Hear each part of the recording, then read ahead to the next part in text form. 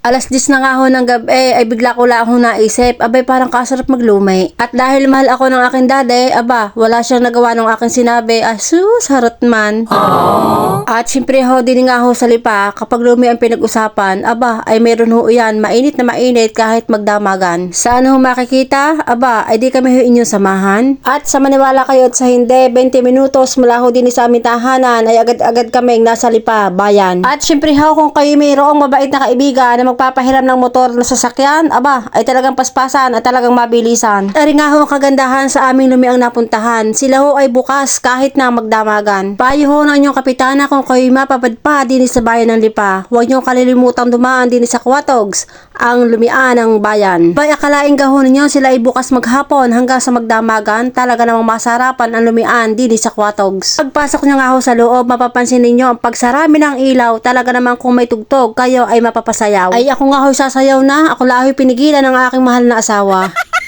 At ang isa pa nga ho'y sabi niya sa akin, abay tayo na sa loob, tama na ang video, hindi tayo makakakain. At pagdating nga ho sa loob, ay agad pumunta aking asawa sa counter para naman ho sabihin ko ano ang aming order. At syempre ho, kahit ho maraming bisita na kumakain, abay hindi ho nahiyaan yung kapitana, video-video din. Bukod nga ho sa lume at mga gisadong bihon, meron din ho silang masasarap at malalaking chicharon. Napakarami ho talagang pagpipilian at kayo'y mananawa kapag kayo ho'y nadidi na sa unahan. Ang in-order nga ho pala ng aking asawa ay isang malaking lume at kami ho'y hati na. Dahil ho pala ang isa ay 270 na, aba, ay kulang pala ang kanyang dalang pera, kaya kami hati na. At habang inaantay nga ho namin ang aming lume, aba ay ako'y tumayo muna para mag-video ng kaunti. At sa maniwala kayo at sa hindi, ay sa puntong iyan talagang naaamoy ko na ang kanilang sinasangkot siyang ulam. Ay ano kang bangaw? Ay hindi nga lang ho ako makasigaw ng ay bilis-bilisan ninyo. Ay syempre nakakayaw sa ibang tao. At matapos nga ho ang kulang-kulang na 10 minuto, ay nako, makakakain na din ho ako.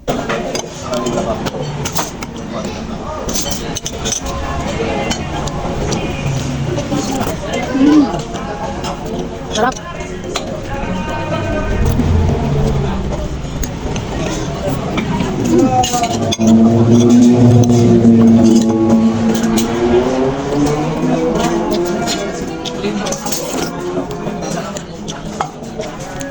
Sarap na bes. Dami sa kato.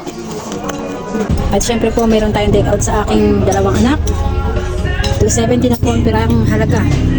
270 po ang halaga ng mga ito. So tara tayo guys. Sa mga oras nga ho, ayan ay uuwi na ang inyong kapitana at talaga namang busog na busog at napakasaya. Maraming salamat ho muli sa inyong panonood ng aking mga vlog at sa inyong pagsama.